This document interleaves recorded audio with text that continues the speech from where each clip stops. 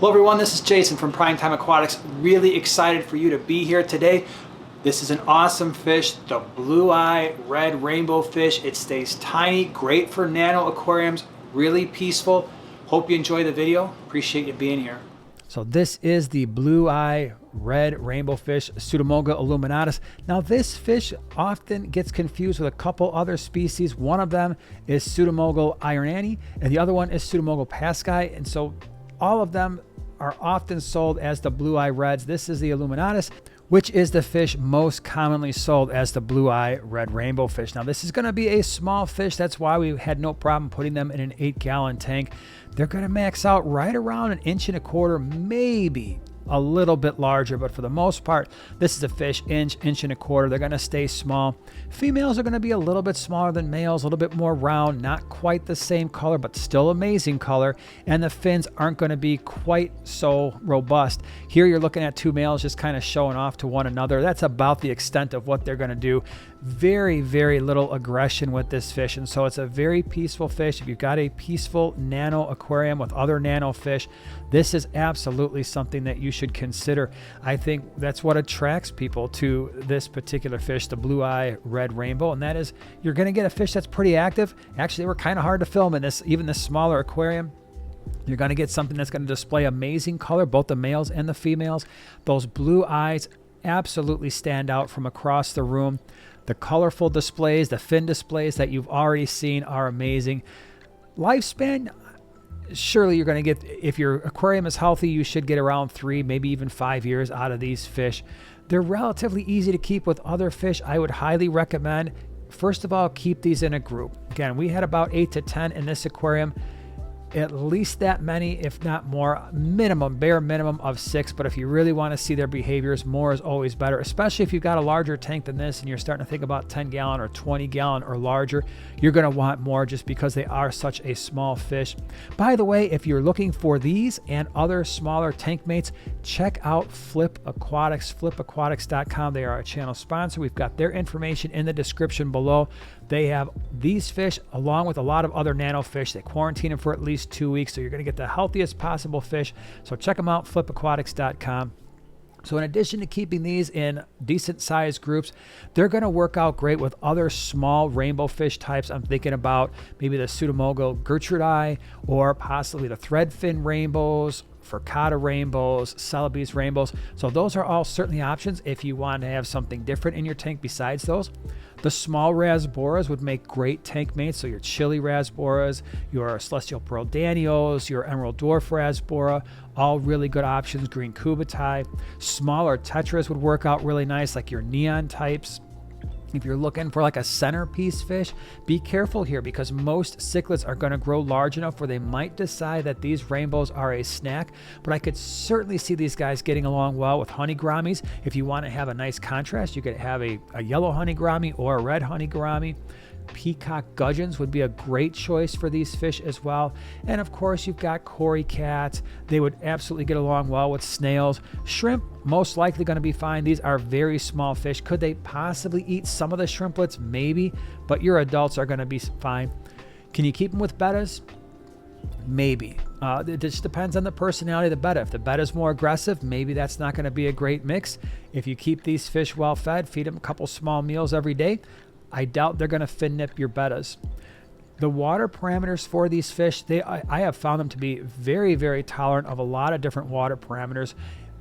Usually temperature, you're going to be best if you're 76, 77, up to around 80 or so.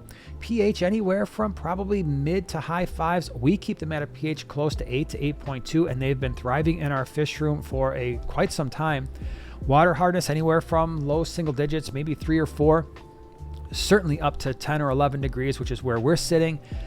Water quality is of the utmost importance. Just make sure that you have no ammonia and no nitrite, and your nitrates are around 20 parts per million or less. By the way, if you want to learn why it's so important to keep your nitrates at that level or less, check out that video in the upper right hand corner. We go into a little bit more detail there. Feeding these fish, I have not found to be difficult at all. They don't seem to really care in terms of fish food. Now, we do feed our fish a high quality food. We feed all of our fish North Fin foods. They love the North Fin flakes, and I switch them up between the kelp flakes and the community and even the cichlid flakes, the krill flakes. And I generally crush them up because they're so small and they have a tiny mouth, so I crush up the flakes, makes it really easy to feed them. They go crazy for live baby brine shrimp. If you've never hatched live baby brine, check out that video in the upper right-hand corner after you watch this one. It's not hard to do, and smaller fish will go absolutely crazy for live baby brine. Tank size, again, right here, we've got an 8-gallon. I would say that's pretty close to the minimum, maybe 7-8-gallon tank for a group of them. Obviously, you're going to be better off if you've got a larger tank, 10-gallon. If you go 20-gallon, again, that's where you can keep the really nice large groups. And a 20, I wouldn't hesitate to keep 15 or 20 of these fish, again, because they're so small, they're small-bodied. They are a fairly active fish, and that's why I don't know necessarily if I would go less than a 7 or 8-gallon. By the time you get to those 5-gallon tanks, because of their activity level, maybe it's not the best setup in the world for them. Is it doable? Maybe. But again, I would opt for a slightly larger tank. The decorations, how you set up the aquarium, I think Joanna did a great job here. You're going to want some open swimming space. Obviously, these fish are a little bit active. They do like the open waters, but usually the substrate doesn't really matter. Use your substrate choices based on other fish in the tank. Doesn't matter if it's sand or gravel for these particular fish. I would say that for the substrate and the background, go darker.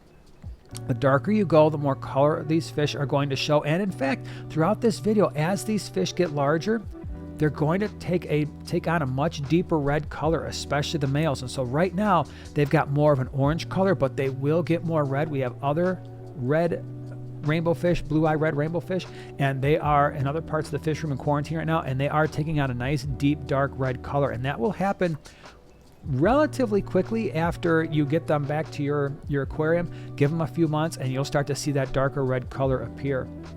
So darker substrate, darker background, give them some places to feel secure. So whether it's fake or real plants, we've got real plants in this tank, some Java fern, rocks and wood are always nice just to have structure so they can kind of swim around, line of sight breaks, just in case the males are just showing off to one another a little bit too much. It can be a nice break for them. Make your tank look great as well. I would not put a lot of fast flow in your aquarium for these guys, again, just because they are tiny fish and sometimes it's really easy to have a lot of flow and to kind of blow these fish and the other pseudomugils around to the point where they get a little bit tired. Now, breeding these fish, it's actually not terribly difficult to do. We sell these fish at our local swaps in the Chicagoland area all the time, and we get a number of people coming back to us saying, oh my gosh, my blue-eye red rainbows that I got from you, they're already breeding. So that's really cool. They are egg scatterers. Obviously you need males and females. If you're trying to breed them, it's best to have some type of a spawning mop. They will release the eggs, take the spawning mop out, put it in a small tank. A 3 to 5 gallon is perfectly fine. Eggs will hatch in a few days. They are going to be very, very small fry, as you could imagine, because the adults are tiny. And so with those small fry, they're going to need small foods like infusoria, like the North Fin fry starter. Once they get a little bit larger, you can move them over to live baby brine, but you do have to remove them mostly from the aquarium, especially if you have a community tank, just because the fry are so small. They're most likely going to be eaten. There's no parental protection for the fry or anything like that. But this is a great fish. Obviously great color, great finish, super peaceful. Those blue eyes are absolutely amazing. If you've got a 10 or a 20 gallon or larger, I mean, if you've got a large tank and you want to put a group of these in, they will not disappoint. If you want more information on some of the tank mates, check out the description below. If you want more information on how we feed our fish, check out that video in the upper right-hand corner. And again, how we feed live baby brine in the lower right-hand corner. Thanks for being here, and we'll see you in the next one.